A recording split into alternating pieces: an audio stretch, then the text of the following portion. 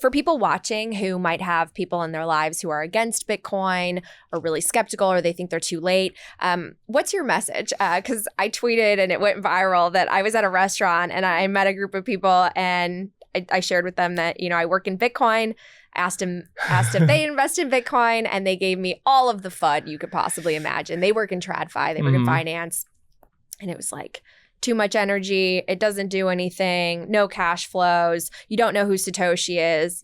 You heard the works. How do you respond to people that are newcomers? Yeah. I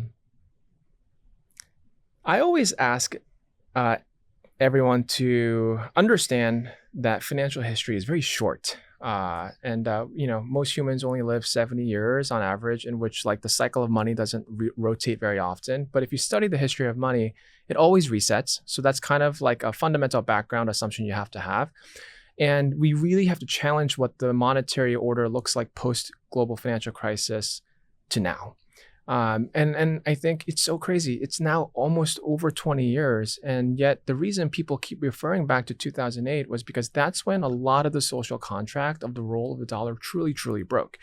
One amazing stat I will share with you is the balance sheet of the Federal Reserve back in 2008 was something close to $800-900 billion. Yeah. And then it went to trillions, Yeah. And so that's about 6% of GDP. And if you were to equate that growth linearly with our GDP growth as we've experienced for 20 years, that balance sheet should be roughly around $1.5 trillion. Today, it's not $1.5 trillion. It's $7 trillion, which means it's 20+% of our GDP. So already there, you can see something is awry. And so if you believe that like financial orders can change, that's the first thing. And then the second thing is like, why is it changing, and understand it, then the Bitcoin theory becomes so obvious. And so what happened from 2008 and on?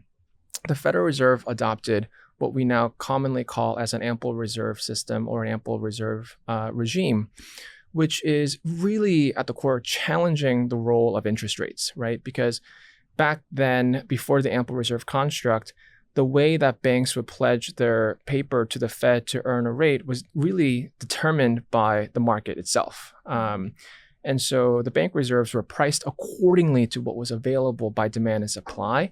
And so the Fed really would have to control that market dynamic to set the interest rate policy that they want. But post 2008, what has happened really, and actually has been doubled down upon since 2019, is they are essentially fixing the rate by decree, and they will provide ample reserves that banks can put indefinite money across here to the liability stack and push out that rate, which means this rate is no longer determined by the market. It is literally determined by a human, by decree. And when you introduce those kinds of artificial technocratic manipulation, you can do a lot of things. So it really isn't an accident that the reserves grew. It just got untethered and unanchored to what markets should be rationally pricing. And so, well, how do you fight back? You have to fight back abundant liquidity. And the opposite side of abundant liquidity is scarce liquidity.